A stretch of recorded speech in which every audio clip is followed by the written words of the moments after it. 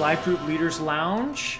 My name is Brooks. I'm the Life Group Pastor here at Newbreak. With me, as always, are my awesome co-hosts, Braden and Raquel. Braden oversees life groups at the Scripps campus, and Raquel oversees life groups here at Ocean Beach. And we have a special guest. Yes, we have a special guest. Pastor Carter Moss is here with us. Pastor Carter, Hey. welcome in. Thanks. Welcome in. Yep. Thanks. Yeah, so Pastor Carter oversees our Ocean Beach campus, and we're glad you're here with us today. Thanks. So thanks for joining us. Yeah, it's fun. It's a fun group, so I'm in. Oh, Yeah. good. Yeah. So, hey, for today's topic, today we're going to be talking about why Chicago deep dish pizza is the best kind of pizza you can have. Yes. So, Pastor Carter, maybe you could Absolutely. share, your heart on that with us. That would be awesome. Oh, yeah. Yep. I mean, a lot of Chicago pizza in Chicago.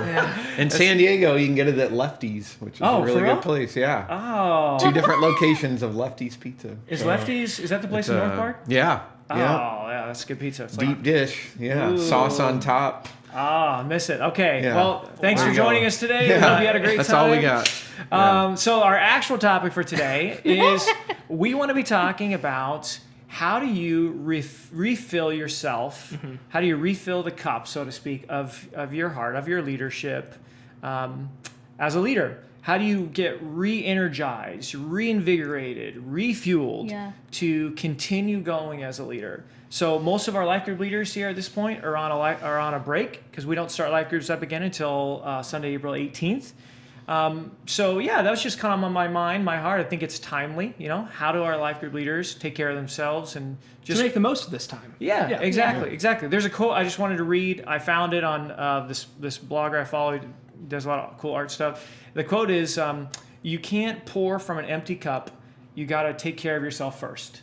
That seems like kind of a should even be said, but it definitely should be said, especially as a leader. So Yeah. let's get into it, guys. How do each of you, kind of refill the cup, so to speak? Raquel, you want to start us out? Yeah, well, before refilling, I think I just really work on setting boundaries. When I know in my head that, I just need to call it for the rest of the day. I just need to set the boundaries and stop. So if a friend is texting me or a group member or, anybody seeking advice or, care, this sounds a little brutal, but it's okay to just set that boundary and be okay with yourself taking that day off or the rest of the day. And just for my absolutely. own, again, because if I'm empty, I'm not going to necessarily speak into them the best words that they probably are Right. needing to hear. Absolutely. So it's really not beneficial anyway.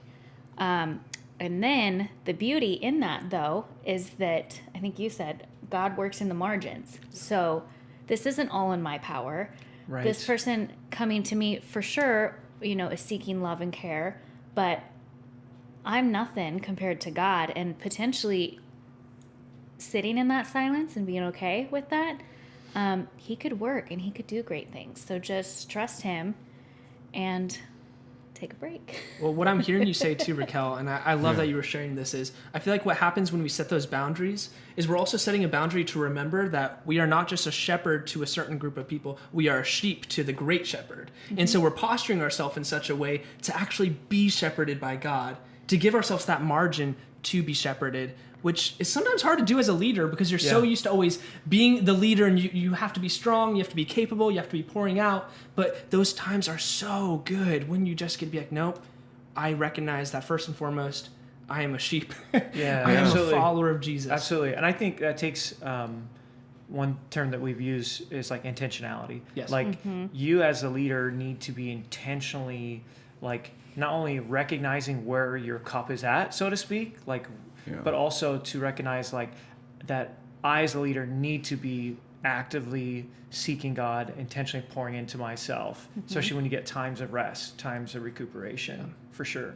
And the other good thing with boundaries is it's actually an act of faith, right? Yeah, I mean, yeah, it's good. that's what pushes me. It's hard for me to take a Sunday off or miss a life group, but it reminds me that, hey, the church is God's, life groups is God's. Yeah. I mean, he has chosen to work through us, but it's that, keep you away from the Messiah complex, right? And absolutely. like you said, you're not the great shepherd. So even just the faith of God's got this, and I don't need to carry the weight of it. So that's right. So Pastor Carter, for those of you that don't know, Pastor Carter obviously does so much for the church, but including he's in 4 groups or something. Yeah. He's a groupaholic. This guy believes a groupaholic. He's a groupaholic. He believes Do you have a in support group when you're addicted to other Oh man, groups? that is so good. Well done, Raquel. Joke of the day. I had a question in there. Oh yeah. So Pastor Carter, being someone who's a groupaholic, we're here for you. But no, how do you find yourself using those times when you have a few weeks off or more space, more margin in your schedule to rejuvenate? What's something that's been working for you?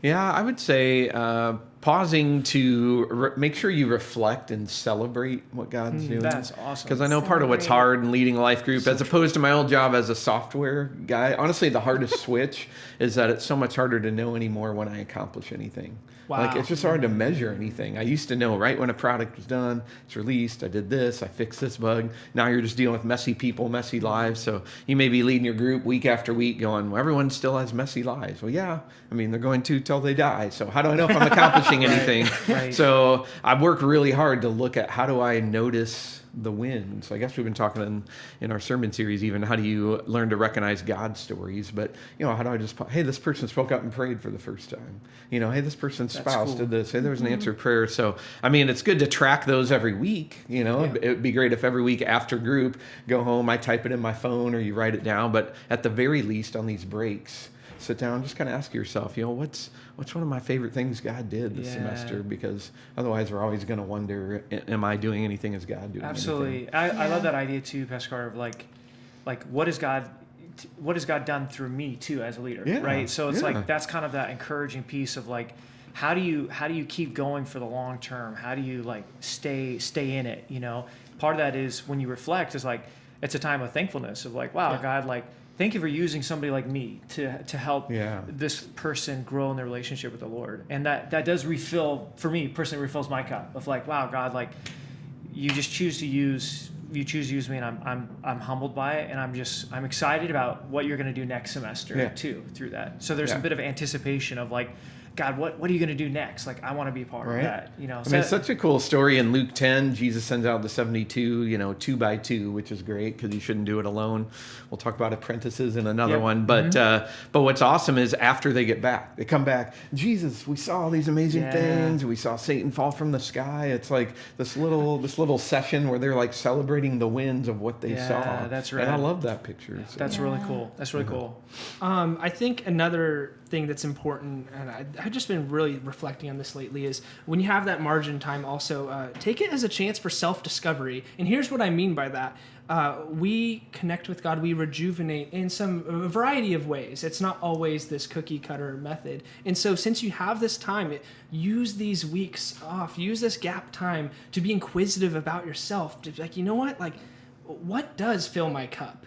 What are these things? And then how can I incorporate these habits so that I don't always have to look forward to when I have tons of time off, but using these habits and routines. And I just want to tell you from experience for me, what's been good to find out, because this may not be the same for you, or it might be, but I'm such an intellectual person. On Strength Finders, my number one strength is intellection. And so I love deep thinking. So what refills my cup, and I know this is not true for everyone, so let me just clarify. Like when I have gap time, like it refills my cup when I get like to think deeply about God and who He is and all that. Like that's one thing. But let me also put that on the far end of the spectrum. Raquel's like, that's so not me. Raquel's like, that's study. That's not rejuvenating. But let me also, this might be more relatable because this is also true of me. I just love to have fun. And, I think some people need permission, especially as Christians, that fun is of the Lord. Like, fun is good for the soul. Like, God is the author of fun. And you know what? Psalm 118:24, this is David saying, "This is the day the Lord has made. Let us rejoice and be glad in it." And I love the context of where that famous psalm comes in, because if you read around that text, David is in chaos. He's in turmoil. He's in distress. Life is in shambles. It's messy, as you said, Pastor Carter, and it's always messy. But choosing in the midst of that, say, you know what? But there's something for today. There's something to rejoice in. And so taking that chance to get away and do something fun, that like whatever you find is fun, as long as it's not sinful, Yeah. go and do that. That is a good thing for you. Yeah. Yes. That's good. Or is this a little bit, because here's what I'm picturing, right? Yes. It's like I walk into the side yard and my kids have found the hose and like also shaving cream. And like your first instinct is like, oh my God, this is a mess. And so, but just maybe just forget that and be like, all right, give me the bottle of shaving cream. Let's do this. Nice. That's good. Yeah. Just like I to put a cap on what I was saying, it's good to take life seriously, and we should be serious about discipleship and what God has called us to. And purpose is a weighty subject, but sometimes just be lighthearted about it too. Yeah. And that is of the Lord also. Yeah. Absolutely. Good.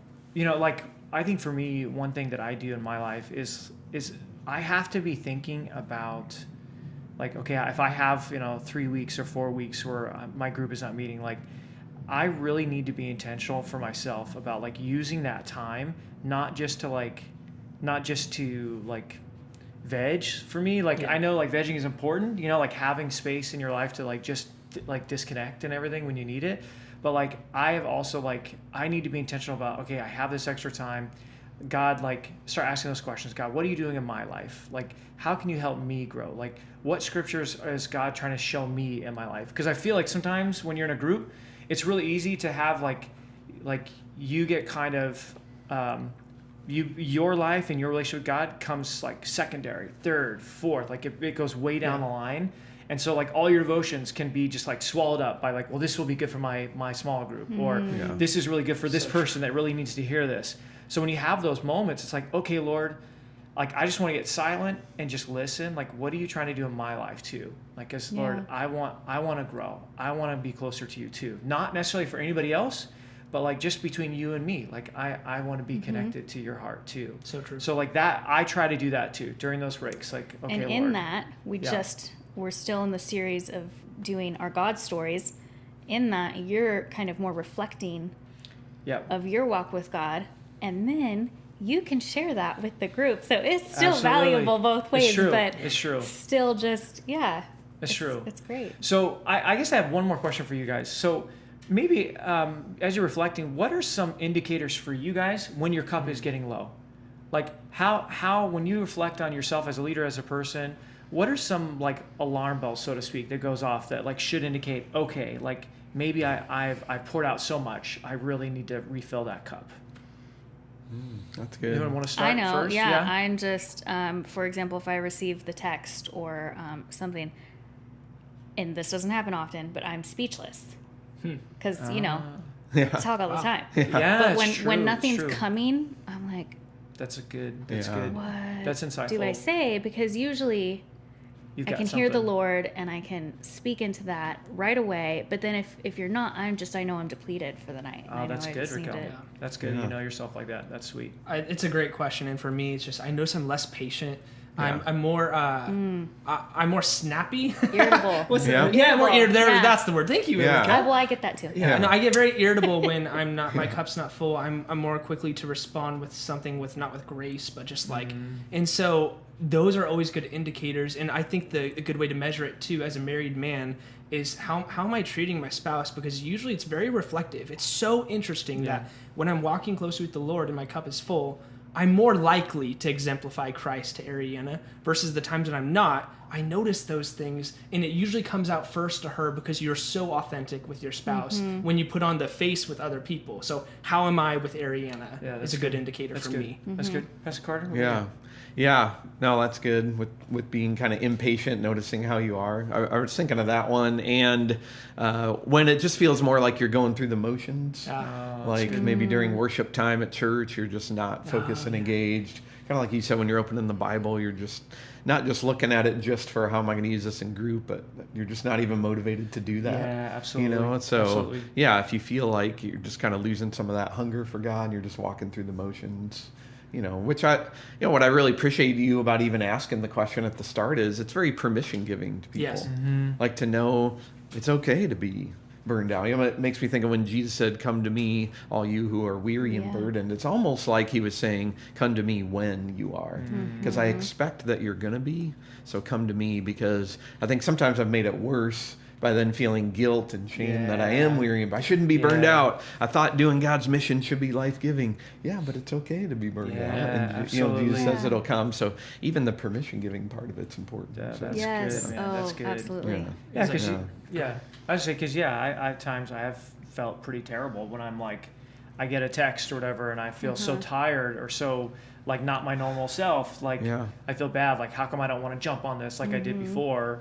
And then you feel bad about it, and you're like, it's easy to connect that with your relationship with the Lord. Like you're displeasing to God Yeah. in that moment, but maybe it is that indication of like, okay, like my cup is getting pretty low here. Yeah. For me, like one of my big indicators is when I need to tune out. Like when I need to tune out, like I know, okay, my cup is pretty low. So like when I get home, if I'm on my phone a lot, or like I get caught up in like Arsenal news, 'cause I love this football club, Arsenal. Like I'll find myself like really like I think about that all the time, or like I want to watch a bunch of movies, and I'm like, oh, okay, like so you're trying to escape. Yeah. yeah, Okay. exactly right. Yeah. Yeah, like those are I like when I see that I'm like, Yeah. okay, I need to like I need to get reconnected. I need to refill for sure during those Yeah. times. So what's one thing people can do with this? Because we can't end on indicators. Yeah, true. True. Yeah. I mean, Well, I think about our spiritual practices series. Yep. We talked about in January, because we should still keep doing them even when January is over. Sure. Right. So I'm still fasting the, from cleaning, by the way. Fasting from cleaning. No, that's Yes. not one of them. For the record, that was not one of them.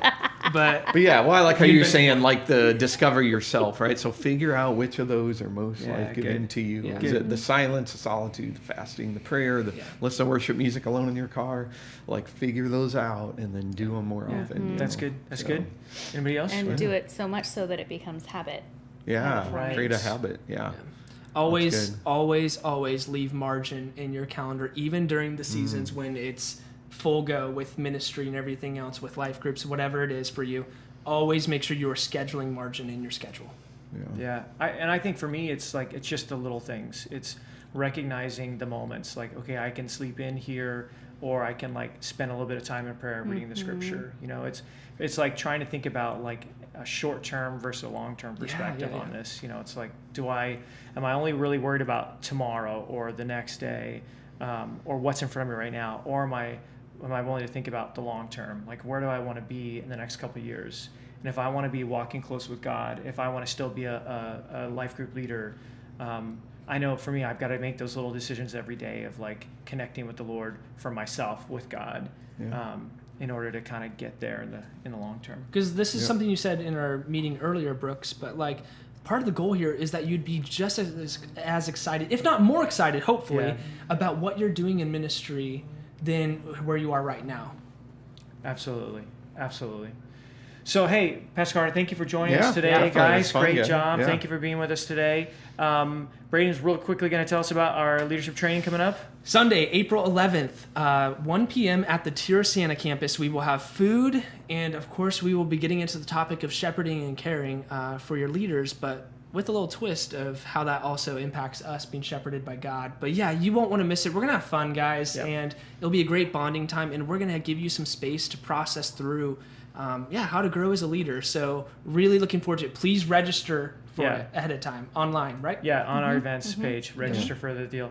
And hey, we want it to be encouraging because we know all of us need to be encouraged. So it's going to be a great time and should be pretty refilling for you as well as a leader. So again, thanks for joining us today. We're glad you're here. We're here to equip and inspire you, and look forward to you joining us next week. Thanks so much.